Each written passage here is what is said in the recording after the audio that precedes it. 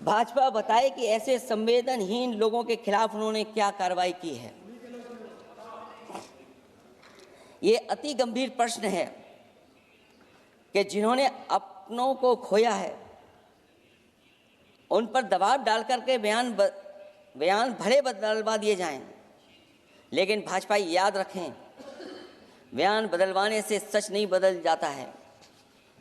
पहलगांव के शहीद सैनिक की पत्नी द्वारा देश हित में शांति और सौहार्द की अपील करने पर उनसे जिस तरह का दुर्व्यवहार और उपशब्द कहे गए, उससे हर महिला और सच्चा देश प्रेमी बहुत दुखी है, आहत और शर्मिंदा हुआ है। ये सब जानते हैं कि किन लोगों की हरकत थी। इस संदर्भ में और परिप्रेक्ष्य में हमने महिला आयोग को पुरजोर अपील की थी कि वो नारी की गरिमा के विरुद्ध गलत बयानी करने वालों के खिलाफ केवल शाब्दिक औपचारिकताएं न निभाएं और बल्कि सही से कार्रवाई करें, लेकिन उस पर भी कुछ नहीं किया सरकार ने। पहलगाम की पीड़ित महिलाओं के बारे में कहे गए बयान के लिए निंदनीय शब्द से निंदनीय शब्द तक को आपत्ति होगी। नारी वंदन की जगह नारी का अपमान, निंदा और हर संभव शोषण उत्पीड़न करना ही। पहलगांव में हुए आतंकवादी हमले के जवाब में एलजी साहब ने कहा कि वो इंटेलिजेंस फेलियर है, लेकिन यह नहीं बताया कि फेलियर क्यों हुआ है। अध्यक्ष महोदय, मैं उम्मीद करता हूं कि सरकार का ये जवाब जरूर आए कि फेलियर क्यों हुआ है। ऑपरेशन सिंदूर के नाम पर जो प्रचार किया गया वो भी निंदनीय है। सच तो यह है कि ऑपरेशन सिंदूर का होना ही सरकार की विफलता का प्रतीक है। इससे बड़ी विफलता सरकार की कोई नहीं हो सकती कि अध्यक्ष महोदय, हम और आप सब मिल करके बैठ करके सिंदूर ऑपरेशन पर बहस करें, चर्चा करें। ऑपरेशन सिंदूर के दौरान विदेशी लोगों ने दावा किया कि उन्होंने उसे रुकवाया है। ये बात कई बार माननीय सदस्यों की तरफ से आई है कि आखिरकार किसने रुकवाया। हमसे हमारी संप्रभुता खंडित हुई है। संप्रभुता ही स्वतंत्रता की सुनिश्चित करती है। इधर आज़ादी के अमृतकाल का ढिंढोरा पीटा जा रहा है, उधर हमारी इंटीग्रिटी को चुनौती दी जा रही है। देश की विदेश नीति पूरी तरह फेल है। ऑपरेशन सिंदूर और पहलगांव की घटना पर दुनिया के किसी भी देश ने हमारा साथ नहीं दिया।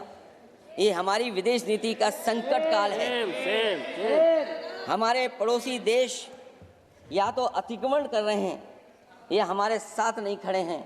और अध्यक्ष महोदय, जो हमारे मंत्री जी हैं जिनका क्षेत्र बिल्कुल सीमा पर है, उनसे बेहतर कोई नहीं जानता होगा कि आखिरकार पड़ोसी देश कितना हमारी सीमाओं पर अतिक्रमण कर रहा है। गंभीर नहीं है। समाजवादियों ने हमेशा देश की सरकारों को चिताया है कि असली चुनौती और प्रतिद्वंद्विता किस देश से है, कौन पूर्वोत्तर की सीमाओं में इंक्रोचमेंट कर रहा है। सरकार को ऐसे मामलों में साहस और समझदारी से काम लेना होगा। सीमाओं से समझौता नहीं करना चाहिए। आज सरहदों के साथ देश के कारोबार को भी चुनौती मिल रही है। सरकार को आगे बढ़कर के उसका समाधान करना है, 2 कदम पीछे करने नहीं है।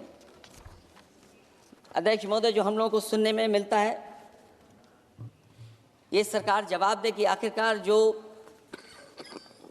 पाकिस्तान है उसके पीछे कौन सा देश खड़ा है। आखिरकार हमें चीन से उतना ही खतरा है जितना हमारे देश में आतंकवाद से खतरा है। सरकार की जो नीतियां हैं, सरकार के जो फैसले हैं, वो कहीं ना कहीं ऐसे हैं जो हमारा सीमाओं का अतिक्रमण कर रहा है, उसी की व्यापारिक गतिविधियों में मदद करने का काम करते हैं। सरकार को अपनी आर्थिक नीतियों के लिए गंभीरता से पुनर्विचार करना होगा। हमारा व्यापार कारोबार मजबूत होगा तो कोई हमें चुनौती नहीं दे पाएगा। बात केवल $1 ट्रिलियन की नहीं बल्कि देश की सुरक्षा और आत्मनिर्भरता की होनी चाहिए। एक तरफ स्वदेशी की नीति को इस प्रकार सरकार ने ताक पर फ्री ट्रेड की बात की है तो दूसरी तरफ मैन्युफैक्चरिंग की जगह देश को ट्रेडर कंट्री बनाकर छोड़ दिया है। यही देश के बेरोजगारी की वजह भी है। ट्रेडर्स की मुनाफाखोरी और चंदा वसूली की वजह से महंगाई बढ़ रही है। आर्थिक मामलों में ये सरकार पूरी तरह फेल हो चुकी है। भ्रष्टाचार के कारण हर जगह सड़कें और पुल ध्वस्त हो रहे हैं, टंकियां गिर रही हैं और करप्शन जगह जगह लीक होकर के टपक रहा है। मैं ये ज़रूर कहना चाहूँगा इस समय पर कि कुल मिलाकर सरकार को अपनी राजनीतिक, आर्थिक और सामाजिक नीतियों के लिए एसआईआर जरूर करना चाहिए। सरकार को अपनी राजनीतिक, आर्थिक और सामाजिक नीतियों के लिए एसआईआर लाने की ज़रूरत है।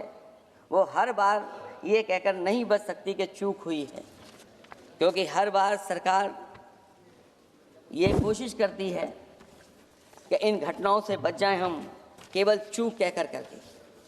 केवल हमारी सीमाएं जो पाकिस्तान से जुड़ी हैं, वहाँ तो आतंकवाद का हमेशा खतरा ही रहता है, लेकिन जो दूसरी सीमाएं हमारे देश की जुड़ी हुई हैं, उनसे भी हमारे देश को लगातार खतरा बढ़ता चला रहा है। आज अपनी सीमा की स्थिति गलवान से पहले की स्थिति तक भी नहीं लौटी है। जो पहले स्थिति थी वहाँ ये सरकार नहीं पहुँच पाई है।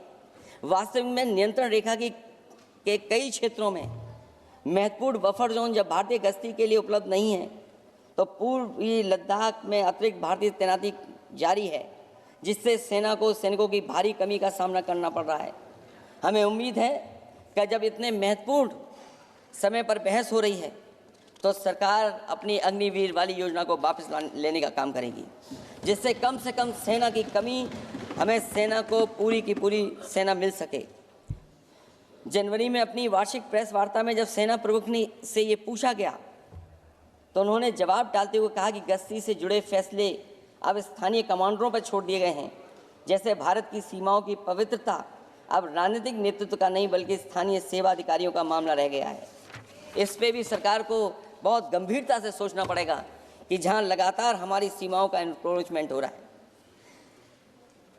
चीन ने भारतीय वाहन निर्माताओं के लिए आवश्यक दुर्लभ खनिजों की आपूर्ति रोक दी है।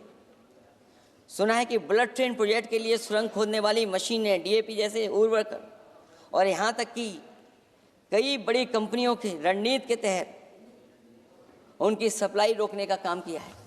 जहां हम एक तरफ आत्मनिर्भर का नारा दे रहे हैं, वहीं हम किस पर निर्भर होते चले जा रहे हैं, ये भी विचार करने का सवाल है। सुनने में आ रहा है कि कुछ महीनों के बाद सरकार बीजिंग में मंत्री अधिकारी सब मिलकर के कोई बहुत बड़ी मीटिंग होने जा रही है। कहीं ऐसा तो नहीं है जो कूटनीतिक भागदौड़ चल रही है, कहीं कोई हमारी कमजोरी तो नहीं उजागर कर रही है। इसलिए जहां हमें पाकिस्तान से खतरा है, उसकी सीमाओं से हमारा आतंकवाद आ रहा है, वहीं जो उसके पीछे खड़ा हुआ देश चीन, उससे भी हमें सावधान रहना पड़ेगा। और अध्यक्ष महोदय, हम सब समाजवादियों ने कई मौक़ों पर ये बात रखी और कही कि हमारा खतरा पाकिस्तान से नहीं है, हमारा खतरा है चीन से। न केवल वो हमारी ज़मीन छीन रहा है समय समय पर, बल्कि हमारे बाज़ार को भी छीनने का काम कर रहा है। इस सरकार को कहीं न कहीं आतंकवाद को और पाकिस्तान को लगाम लगाने के लिए 10 या 15 साल का ऐसा फैसला लेना चाहिए जिससे कि वहाँ से हमारा कारोबार कम होता चला जाए। और अगर हमारा देश महोदय कारोबार कम नहीं होगा, तो हम अपने देश को आत्मनिर्भर भी नहीं बना पाएंगे। ये जो आत्मनिर्भर का नारा है, कहीं ऐसा तो नहीं है नारा कुछ व्यापारियों को लाभ पहुंचाने के लिए हो रहा हो? क्या व्यापार और राजनीति का संबंध ऐसा हो सकता है कि दोनों एक दूसरे का लाभ उठाएं? और याद रखें कि अगर हमें पाकिस्तान से खतरा है, तो चीन राक्षस है, वो हमारी ज़मीन और हमारी बाजार दोनों छीन ले।